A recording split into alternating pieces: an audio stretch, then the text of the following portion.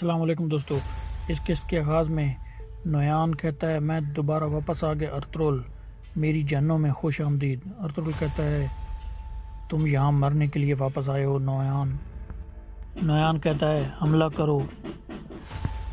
Ertugrul اور منگولوں کی لڑائی شروع ہو جاتی ہے۔ اس دوران ارطغرل کے تینوں ساتھی بھی اس کے پیچھے اسے ڈھونڈتے ہوئے آ رہے تھے۔ اتنے میں وہ ایک لاش دیکھ کر چونک جاتے ہیں اور گھوڑوں سے اتر کر لاش کے قریب جاتے ہیں۔ ترگت تیر دیکھ کر کہتا ہے یہ منگولوں کا تیر ہے، پھر وہ گھوڑوں کے نشان دیکھ کر کہتا ہے ارطغرل بھائی لازمی یہاں آئے تھے۔ دوسری طرف ارطغرل لگاتار منگول سپاہیوں کو مار رہا تھا اور نویان پاس کھڑا ہو کر لڑائی سے لطف اندوز ہو رہا تھا۔ ارطغرل کے ساتھی گھوڑوں کے نشان کی طرف چل پڑے تھے۔ تھوڑی دیر میں ہی وہ اس جگہ پہنچ جاتے ہیں اور وہ بھی منگولوں کے ساتھ لڑنا شروع کر دیتے ہیں۔ یہ دیکھ کر نویان غصے میں کہتا ہے تمہیں ہر قدم پر میرا سامنا کرنا پڑے گا ارطغرل۔ یہ کہہ کر نویان بھاگ کھڑا ہوتا ہے۔ الو بلگے پہلے ہی دندار اور شہیر کو وہاں سے لے گیا تھا۔ ارطغرل منگول سپاہیوں کو مارنے کے بعد نویان کے پیچھے بھاگنے لگتا ہے، جبکہ ارطغرل کے ساتھی باقی منگول سپاہیوں کو ختم کرنے میں مصروف تھے اور کچھ ہی دیر میں وہ باقی سپاہیوں کو مار دیتے ہیں۔ دوسری طرف نویان بھاگتے بھاگتے اپنے گھوڑے کے قریب پہنچ گیا تھا۔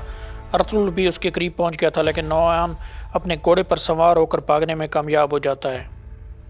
پھر کچھ اور منگول سپاہی بھی ارطغرل کے راستے پہ آ جاتے ہیں، لیکن ارطغرل چند ہی لمحوں میں ان منگول سپاہیوں کو بھی مار دیتا ہے۔ اتنے میں ارطغرل کے ساتھی بھی وہاں پہنچ جاتے ہیں، لیکن وہ اس وقت بے بس ہو چکے تھے۔ دوسری طرف بواج مہمان خانے میں جا کر سعد الدین کو بتاتا ہے کہ آئمہ خاتون اور کردوگدو ارزروم چلے گئے ہیں۔ گونجا گل پوچھتی ہے کردوگدو کا بازو کیسا ہے؟ بواج کہتا ہے اس کا بازو ٹھیک نہیں ہے، میں نے سنا ہے کہ اگر اسے دوا نہ ملی تو اس کا بازو کاٹنا پڑے گا۔ سعد الدین پوچھتا ہے اور ارطغرل کے بارے میں کیا خبر ہے؟ وہ جرگوں میں دونوں قبیلوں کے لوگوں کو بزاتین کی طرف ہجرت کرنے کے لیے مناتا رہا، لیکن کوئی بھی نہیں مانا۔ سب لوگ اہلت جانا چاہتے ہیں، لیکن ارطغرل نے کہا ہے کہ وہ اکیلا ہی چلا جائے گا اگر اس کے ساتھ کوئی جانے کو تیار نہ ہوا تو۔ پھر سعد الدین بواج کو جانے کا اشارہ کرتا ہے اور کھڑا ہو جاتا ہے۔ گونجا گل کہتی ہے ارطغرل قبیلے میں اکیلا پڑ گیا ہے، لیکن آپ پریشان کیوں ہو گئے ہیں؟ سعد الدین کہتا ہے ارطغرل بے وقوف نہیں ہے، وہ ایسا قدم نہیں اٹھا سکتا جب تک اس کے پیچھے کوئی بڑی طاقت نہ ہو، اور میں اس بڑی طاقت کا سراغ لگا کے رہوں گا۔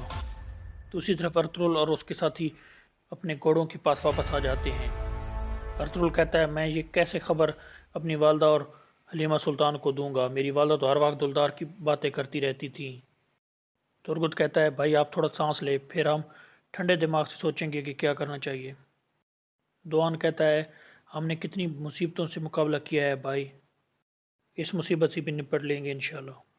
پھر کچھ سوچنے کے بعد ارطغرل کہتا ہے نویان جانتا تھا کہ شہید اور دندار آ رہے ہیں، اس نے دونوں کو نہیں مارا، حالانکہ اس کے پاس موقع تھا، اس کا مطلب ہے کہ وہ کچھ اور چاہتا ہے۔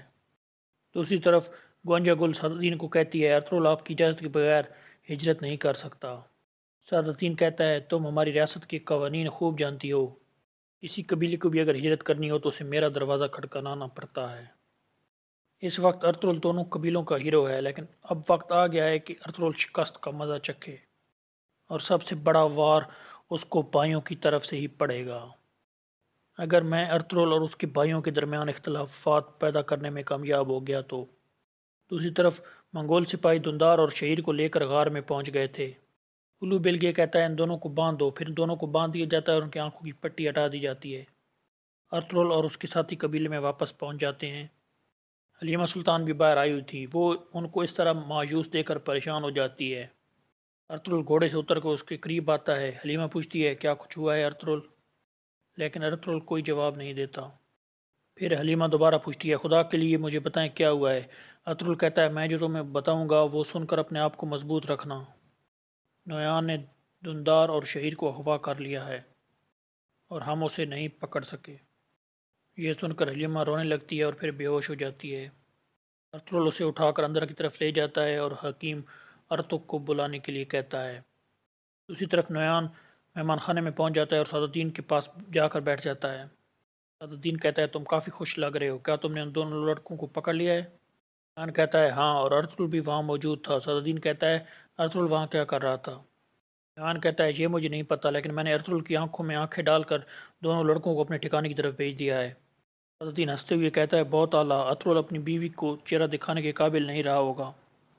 صدر الدین کہتا ہے دندار کا کیا ہوا؟ کیا وہ زندہ ہے؟ نویان کہتا ہے تم دندار کا کیا کرو گے؟ صدر الدین کھڑا ہو کر کہتا ہے مجھے تم سے دندار چاہیے نویان، مجھے اس کی ضرورت ہے۔ نویان حیران ہو کر صدر الدین کی طرف دیکھنے لگتا ہے۔ دوسری طرف حلیمہ سلطان صدمے کی حالت میں پڑی تھی اور بار بار شہید کا نام لے رہی تھی۔ ارطغرل حکیم معائنے کے بعد کہتا ہے حلیمہ سلطان بالکل ٹھیک ہے، وہ بچے پیدا کرنے والی ہے، اس لیے جلدی سے دائی کو بلائیں۔ پھر ایک طرف جا کر ارطغرل اس سے پوچھتا ہے ابھی تو بچہ پیدا ہونے میں وقت باقی تھا، کیا کچھ غلط ہوا ہے؟ حکیم ارطغرل کہتا ہے پریشانی کی کوئی بات نہیں ہے، آپ کے بچے کے ساتھ کچھ بھی غلط نہیں ہوا ہے۔ حلیمہ سلطان کا غم جلدی پیدائش کی وجہ بنا ہے۔ پھر ارطغرل باہر آتا ہے تو سنگر تقین اسے پوچھتا ہے نویان نے جو یہ سب کیا ہے وہ کیسے کیا ہے؟ ارطغرل کہتا ہے نویان جانتا تھا کہ دندار اور شہیر قبیلے میں واپس آنے والے ہیں۔ تقین کہتا ہے کیا خیال ہے ارطغرل بھائی، یہ خبر کس نے نویان کو دی ہوگی؟ ارطغرل کہتا ہے یہ میں نہیں جانتا، لیکن لازمی نویان نے کسی سے مدد لی ہے۔ تقین کہتا ہے میں نویان کو جانتا ہوں، وہ دندار کو مار ڈالے گا۔ ارطغرل کہتا ہے اگر اس نے ایسا کرنا ہوتا تو وہ اب تک کر چکا ہوتا، کیونکہ اس کے پاس موقع تھا، یہ معاملہ کچھ اور ہے۔ دوسری طرف نویان صدر الدین سے کہتا ہے تم کیسے مجھ سے دندار مانگ سکتے ہو؟ میں نے تمہارے لیے یہ شہزادے شعیر کو پکڑا ہے، دندار آج رات مر جائے گا میرے ہاتھوں۔ صدر الدین کہتا ہے دندار کی لاش صرف ایک قبر کو بھرے گی، لیکن اس کا زندہ رہنا بہت قیمتی ہے۔ پھر نویان کھڑا ہوتا ہے اور صدر الدین سے کہتا ہے تم کس چیز کے پیچھے پڑے ہو؟ صدر الدین کہتا ہے کہ میں چاہتا ہوں کہ دونوں قبیلے میرے پیچھے چلیں، اور اس مقصد کے لیے ان کا اعتماد جیتنا بہت ضروری ہے، اور یہ اعتماد میں دندار کے ذریعے جیتوں گا۔ اور یہیں پر اس قسط کا اختتام ہو جاتا ہے۔